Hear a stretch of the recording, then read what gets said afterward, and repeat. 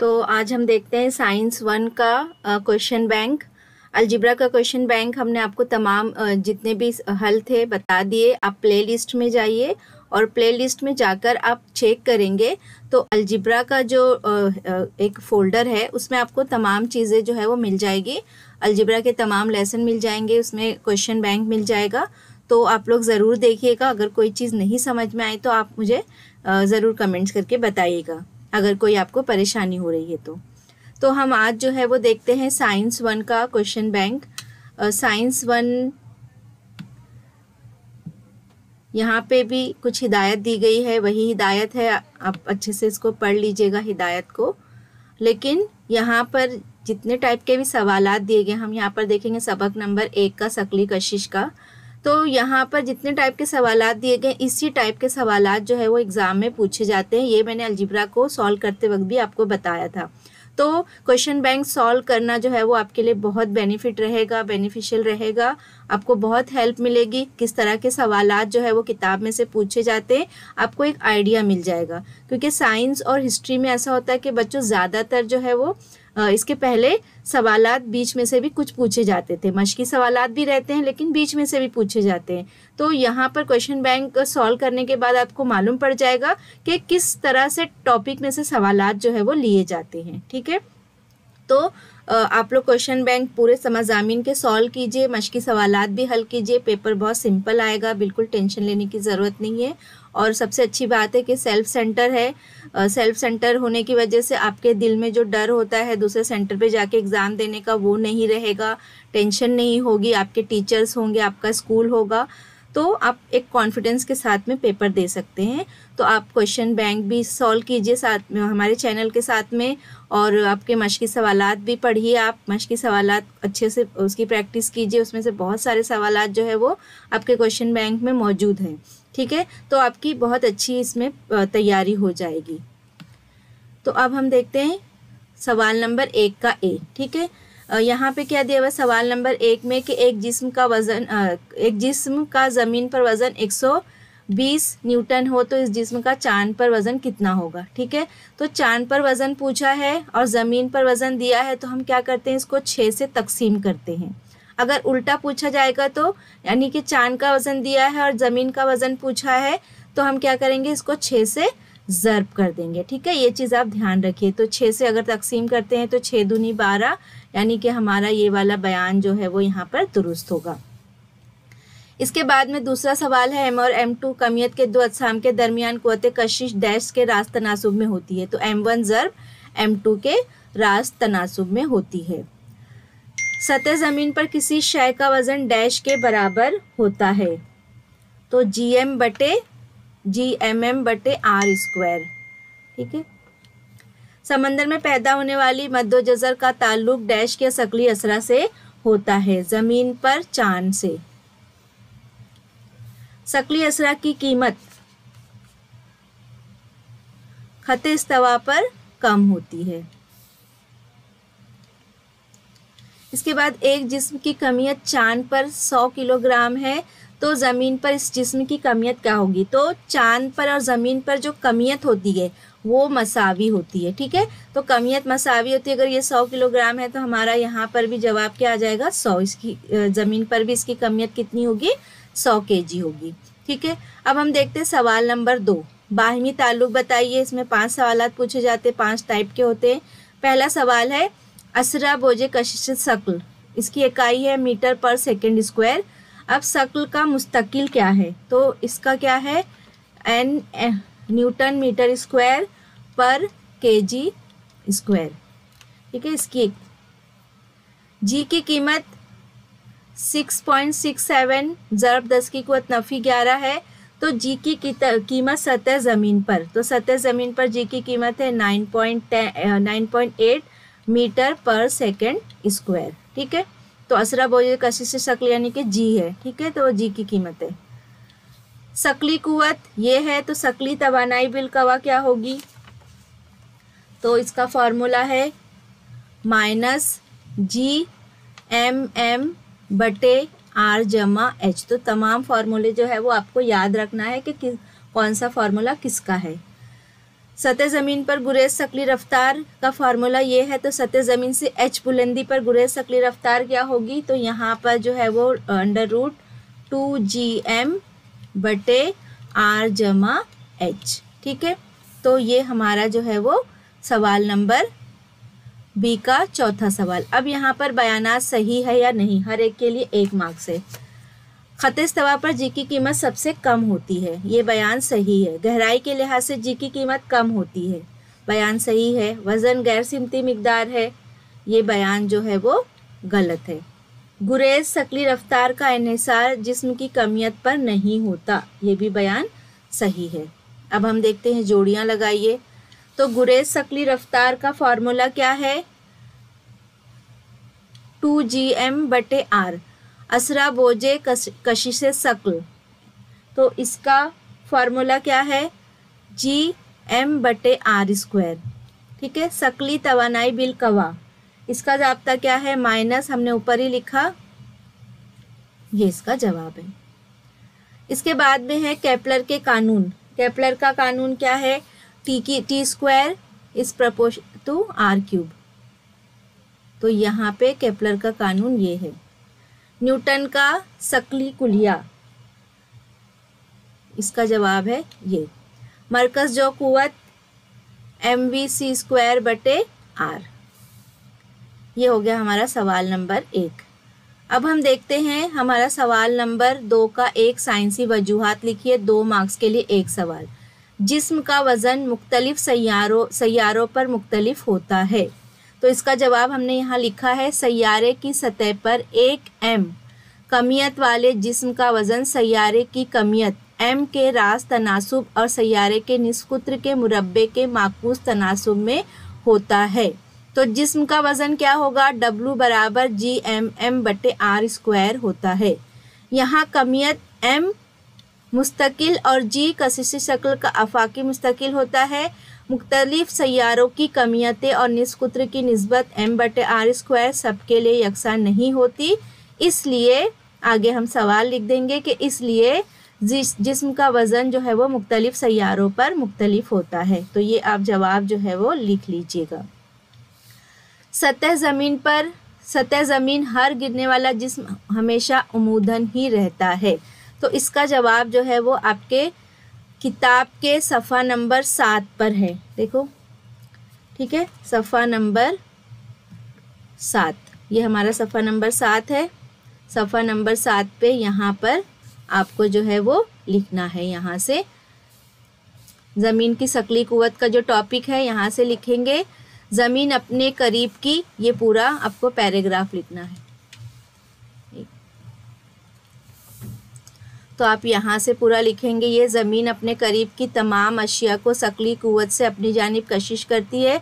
ज़मीन का मरकज़ कमियत इसके मरकज़ में होता है, इसलिए किसी भी शय पर ज़मीन की शक्ली कुव्वत ज़मीन के मरकज़ की सिमत होती है, लिहाजा इस कुव्वत से शय उफ़क़ की उमूदी सिमत में सीधे नीचे गिरती है। तो आपको ये यहाँ तक पूरा लिखना है, ठीक है। तो ये 2 लाइन आपको लिखनी है यहाँ पर। आया समझ में आप लोगों को? हाँ। तो ये हमारा पेज नंबर 7 पर।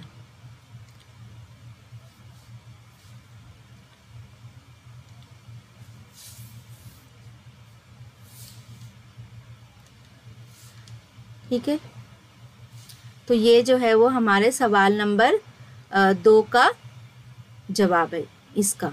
ठीक है, ये 2 का जवाब है। सतह ज़मीन हर गिरने वाली जिस्म हमेशा उमूदन ही रहती है, तो ये आप लोग लिख लीजिए। यहाँ से इसी तरह से नहीं लिखेंगे, सीधे नीचे गिरती है तक आपको ये 2 लाइन लिखना है। आए समझ में? तो ये आप अपनी नोटबुक में लिख लीजिए। तो अब हम देखते हैं अपना सवाल नंबर 3। असरा बोझे कशिश शक्ल की कीमत ज़मीन के मरकज़ पर 0 होती है, क्यों? इसका जवाब जो है वो आपकी किताब में सफ़ा नंबर 9 पर है। ठीक है, सफ़ा नंबर 9, ये हमारा सफ़ा नंबर 7 हो गया, सफ़ा नंबर 8 और ये हमारा सफ़ा नंबर 9। ठीक है, तो यहाँ पर ये जो आपका टॉपिक है गहराई के मुताबिक तब्दीली, आप ये पूरा आपको टॉपिक लिखना है। यहाँ पे सिर्फ अगर मसावात में अगर मसावात 5 में आर की कीमत बतौर कम की जाए तो जी की कीमत बढ़नी चाहिए। ये आप इसको कट कर दीजिएगा।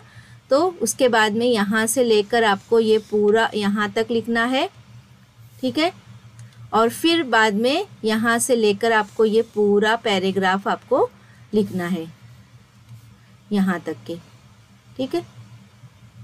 जी की कीमत कम होते जाती है और एक हद के बाद जाकर 0 हो जाती है। इसके आगे आप इसमें ऐड कर लीजिएगा। तो आपको ये समझ में आ गया होगा कि हमारे सवाल नंबर 3 का जवाब क्या है कि सतह असरा बोझे कशिश शक्ल की कीमत ज़मीन के मरकज़ पर 0 की होती है। तो असरा बोझे कशिश शक्ल यानी कि जी है।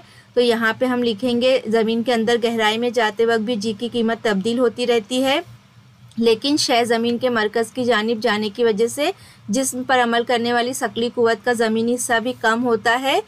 इनके एक साथ असर से ज़मीन के अंदर गहराई में जाते वक्त गहराई के मुताबिक जी की कीमत कम होती जाती है और एक वक्त में वो 0 हो जाती है। ये हमारा जो है वो सवाल नंबर 3 का जवाब है। आपको समझ में आ गया होगा। तो ये आप सफ़ा नंबर आपका 9 पर है। अब हम देखते हैं, ये सवाल हो गया हमारा, ये इसका जवाब हमने लिखा दिया। ये आपका जवाब जो है वो पेज नंबर 7 पर है। इसका जवाब आपका जो है वो पेज नंबर 9 पर है, ठीक है। अब चौथा सवाल, किसी जिस्म का वज़न कुतुब पर ज़्यादा और खत्ते इस्तवा पर कम क्यों होता है? तो इसका जवाब है हमारा सफ़ा नंबर 8 पर। तो हम देखते हैं सफ़ा नंबर 8। ये हमारा सफ़ा नंबर 8 आ गया। अब यहाँ पर हमारा ये जो पहला टॉपिक है,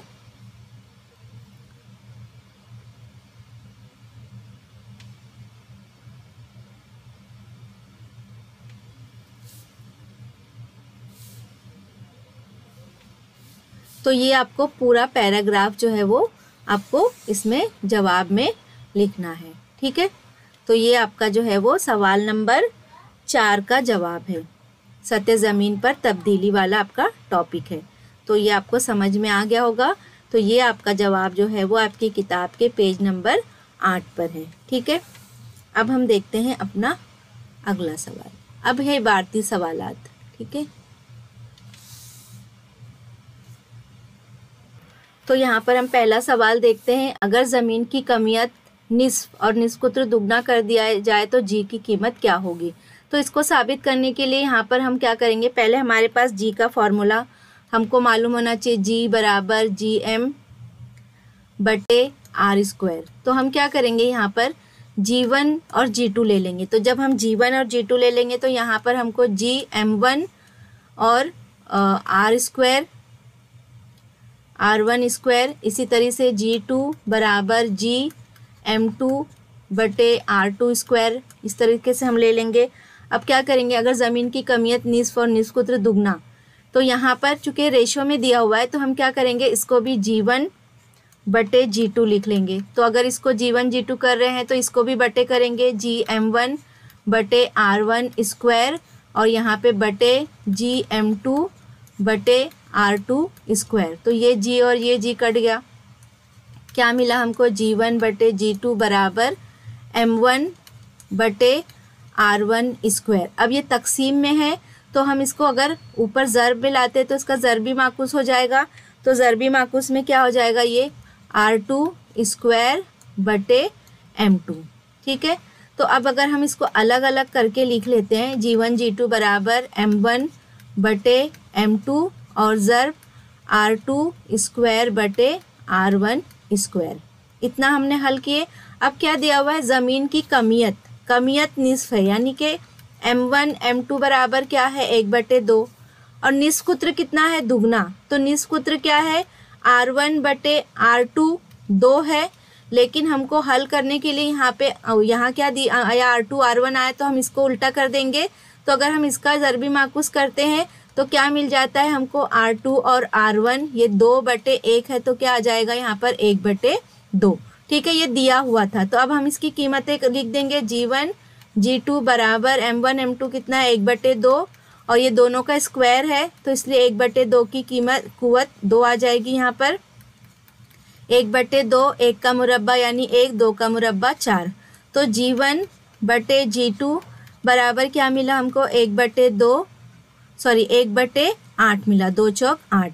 अब यहाँ पे इसलिए हमको सिर्फ यहाँ पे G1 लिखेंगे, यहाँ पे तिरछी ज़र्ब करते हैं तो G1 ज़र्ब 8 होगा और G2 ज़र्ब 1 यानी G2 ही हो गया। तो इसका मतलब यहाँ पे हमको G की कीमत क्या मिलेगी, G2 बराबर 8 G1। ठीक है, तो ये हमारा इसका हल है।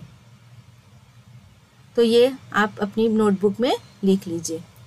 अब हम देखते हैं सवाल नंबर हमारा 2। तो यहाँ पर हम देखते हैं, अगर किसी सैयारे पर G की कीमत 0.4 मीटर पर सेकेंड स्क्वायर और जिस्म को सैयारे की फर्श पर आने के लिए दरकार वक्त यानी t बराबर 10 सेकेंड हो तो फासला मालूम कीजिए। फासला यानी s मालूम करना है। अब देखो पेज नंबर 11 पर ना बच्चों, पेज नंबर 11 पर कुछ फार्मूले दिए गए। एक तो फार्मूला है हमारे पास v बराबर gt, फिर दूसरा वहाँ पे फार्मूला है s बराबर हाफ gt स्क्वायर और दूसरा एक फार्मूला है v स्क्वायर बराबर 2gs। तो ये g की जगह पे a भी लिख सकते हैं, जैसी कीमत दी जाएगी आप उसका वैसा इस्तेमाल करेंगे। तो यहाँ पे हमको चूँकि फार्मूला पूछा है तो हम फासला पूछा है तो हम ये s वाला फार्मूला इस्तेमाल करेंगे। तो s बराबर हाफ gt स्क्वायर, s बराबर 1/2, g क्या है 0.4 है और t स्क्वायर यानी कि 10 की कुवत 2। अब ये हो गया 2 दूनी 4, तो s बराबर 0.2 ज़र्ब 10 की कुवत 2 यानी कि 100 हो गया। s बराबर 2 ज़र्ब 100 यानी 200 अशारिया एक अदद के बाद यानी कि क्या हो गया 20। तो हमारे पास s बराबर कितना मिला हमको 20 मीटर। ठीक है, फासले की इकाई जो है वो मीटर है। तो यहाँ पर हम लिखेंगे कि फासला कितना होगा 20 मीटर होगा। तो आप सफ़ा नंबर 11 पे ये जो 3 फार्मूले हैं आप उसको याद कर लीजिएगा, उसमें से एक सवाल जो है वो इम्तिहान में हमेशा आता ही है। अब हम देखते हैं हमारा सवाल नंबर 3। तो सवाल नंबर 3 देखते हैं। सवाल नंबर 3 में क्या दिया हुआ है, 10 किलोग्राम कमियत की एक धाती गेंद 1000 मीटर बुलंदी से, यानी 1000 मीटर बुलंदी ये फासला हो गया और ये क्या हो गया हमारी इसकी कमियत दी गई है। ये नहीं लेना हमको, 10 किलोग्राम कमियत की सिर्फ एक धाती गेंद दी गई है।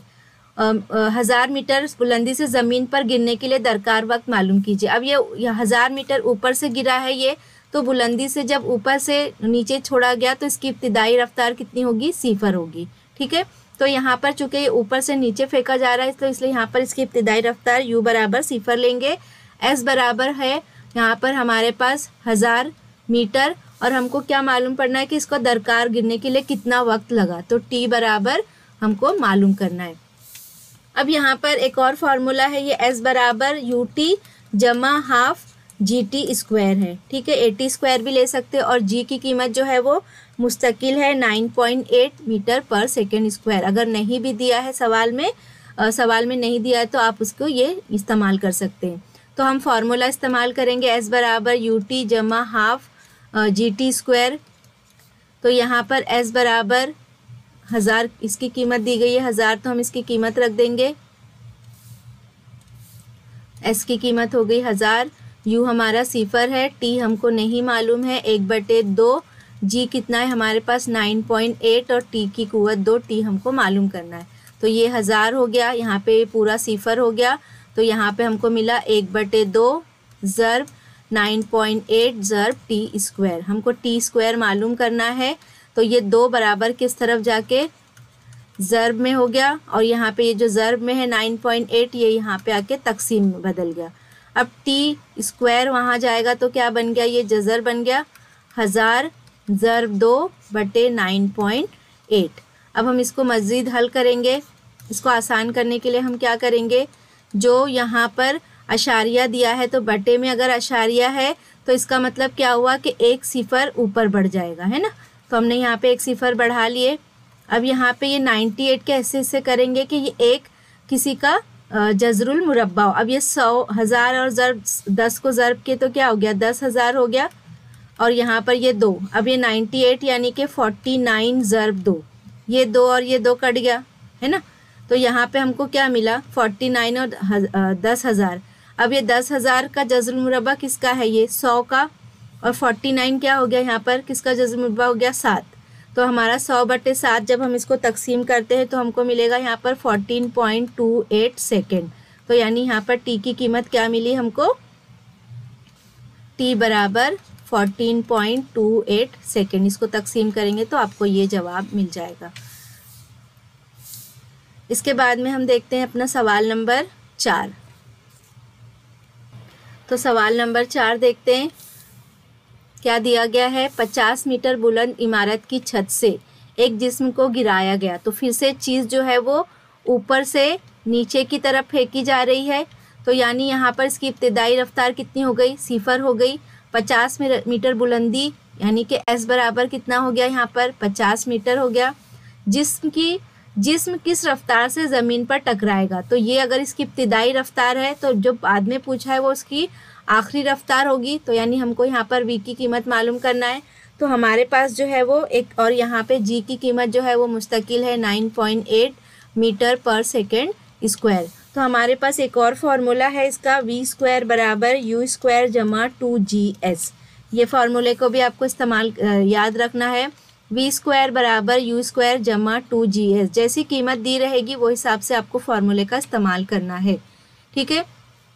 तो v² बराबर u हो गया 0 का मुरब्बा जमा 2, g की कीमत कितनी है 9.8 और s कितना है यहाँ पर 50। अब v² बराबर 2, यहाँ ये 0 हो गया, 2 ज़रब 9.8 ज़रब 50। अब v हटेगा, स्क्वायर हटेगा, वहाँ जाके बनेगा इसका जज़र 2 ज़रब 9.8 ज़रब 50। अब हमने जैसे वहाँ पिछले टाइम हल किए थे वैसे इसको हल कर लेते हैं। 2 ज़रब 9.8 अशारिया एक अदद के बाद है तो हम क्या करेंगे, नीचे एक 10 0 बढ़ा लेंगे यानी 10 हो गया, और ज़रब 50। अब यहाँ पर ये 0 और ये 0 कट गया। v बराबर अब क्या करेंगे, 2 ज़रब यहाँ पे 98 यानी कि 49 ज़रब 2, और यहाँ पे क्या बचा, 5 बचा। अब हमको सबको जज़र के बाहर निकालना है। 2 बार है, जज़र के बाहर आके एक बार, क्योंकि 2 दूनी 4 हो गया। 4 जो है वो 2 का जज़ुल मुरब्बा हो गया, और 49 7 का जज़ुल मुरब्बा है। 5 जो है वो किसी का जज़ुल मुरब्बा नहीं है तो ऐसे ही रहेगा, 2 सत्ते 14 जज़र 5 मीटर पर सेकेंड। तो ये हमारी इसकी आँख क्या होगी, यहाँ पर जिस्म किस रफ्तार से ज़मीन पर टकराएगा तो लिखेंगे जिस्म जो है वो 14 जज़र 5, ये 5 है सॉरी, 5 मीटर पर सेकेंड की रफ्तार से ज़मीन से टकराएगा। इसके बाद देखते हैं सवाल नंबर 5। तो सवाल नंबर 5 देखते हैं क्या दिया हुआ। अगर किसी जिस्म का चांद पर वज़न 100 न्यूटन हो तो ज़मीन पर जिस्म की कमियत और वज़न क्या होगी। तो सबसे पहले हम यहाँ पर लिखेंगे कि पहली खानापुरी में मैंने आपको बताई थी कि ज़मीन का वज़न चांद के वज़न के 6 गुना होता है। तो पहला सवाल हमारा इसकी कमियत है, तो हम लिखेंगे ज़मीन पर जिस्म का वज़न बराबर 6 ज़रब 100, कितना आ गया 600 न्यूटन, ठीक है। अब क्या पूछा है, वज़न। तो वज़न का फॉर्मूला क्या है, W बराबर MA। M यहाँ नहीं दिया, हम इसकी जगह पे mg भी लिख सकते हैं। g की कीमत हमारे पास है 9.8 मीटर पर सेकेंड स्क्वायर।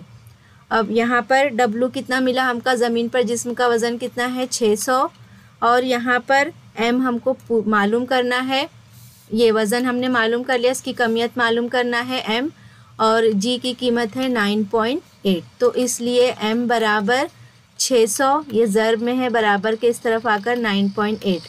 अब हम इसको आसान कर सकते हैं, 98 अशारिया एक अदद के बाद है, ऊपर 10 बढ़ा दो। तो जब आप इसको हल करेंगे तो आपको जवाब मिलेगा 61.22 kg, ठीक है।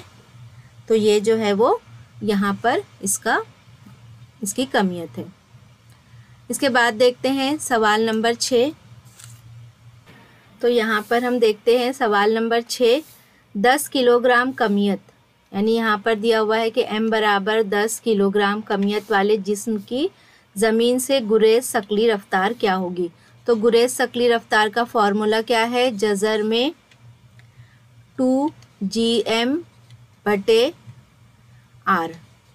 अब यहाँ पर सबकी कीमत जो है वो मुस्तकिल है, फिक्स है। जी की कीमत है 6.67 ज़रब 10 की कुव्वत नफ़ी 11। फिर यहाँ पर एम की कीमत जो है वो 6 ज़रब 10 की कुव्वत 24 किलोग्राम है। और यहाँ 10 किलोग्राम जो है वो कमियत वाला जिस्म है, तो यहाँ पे इसमें ये 10 ऐड कर लेंगे, ठीक है। और आर बराबर जो है वो 6.4 10 की कुव्वत 6 एम। तो ये सब कीमतें जो है वो इसमें आप रखेंगे और उसको हल करके उसका जवाब देखेंगे। अशारिया में कुछ जवाब आएगा इसका, तो वहाँ ये आप जो है वो इसको हल कर लीजिएगा। तो देखो यहाँ पर आप जब गुरेज शकली रफ्तार को हल करते हैं इसको, तो आपको जो है वो ये पूरा हल करने के बाद जो जवाब मिलता है 11.2 किलोमीटर पर सेकेंड, ठीक है। तो जब जो यहाँ पे आपका हल, यहाँ पे आपकी जो कीमत दी गई है, तो ये सारी कीमत जब आप इसमें रखेंगे, यहाँ पर सब कीमत इसको 2 ज़रब जी की कीमत कितनी है 6.67 ज़रब 10 की कुव्वत नफ़ी 11 और एम की कीमत है 6 ज़रब 10 की कुव्वत 24 ज़रब 10 और बटे 6.4 ज़रब 10 की कुव्वत 6 मीटर। जब ये सबको हल करेंगे तो आपको जवाब मिलेगा 11.2। लेकिन ये एक 10 बच गया जो कमियत इसकी दी हुई है, तो जज़र 10 यहाँ पे लिख देंगे। और इसकी इकाई क्या है, इसकी इकाई जो है वो किलोमीटर पर सेकंड है, तो यहाँ पे लिख देंगे किलोमीटर पर सेकंड, ठीक है। तो ये इस तरीके से आप इसको हल कर सकते हैं। तो ये आपको खाली इसकी कीमत जो है वो याद रखना पड़ेगा कि इसकी कीमत है क्या। तो यहाँ पे हम सवाल नंबर 7 देखते हैं। सवाल नंबर 7 में क्या दिया हुआ है, चांद पर किसी जिस्म की गुरेज शकली रफ्तार लिख क्या होगी। तो जैसे ये चांद पर पूछा है, इसी तरीके से आपको ज़मीन पर भी जो है वो गुरेज शकली रफ्तार पूछ सकता है। तो ये जो ऊपर वाला पूछा गया था, इसमें से सिर्फ ये 10 हटा दो, तो बाकी का जो हल है वो ज़मीन पर गुरेज शकली रफ्तार क्या होगी वो होगा सवाल। तो जब चांद पर गुरेज शकली रफ्तार पूछा है, तो उसका फार्मूला जो है वो 2gr है। यहाँ पर चांद पर जो है वो g की कीमत अलग है, g बराबर 1.67 मीटर पर सेकेंड स्क्वायर। r की कीमत भी यहाँ पे अलग है, ये सब आपको याद रखना पड़ेगा। 10 की कुव्वत 6 मीटर।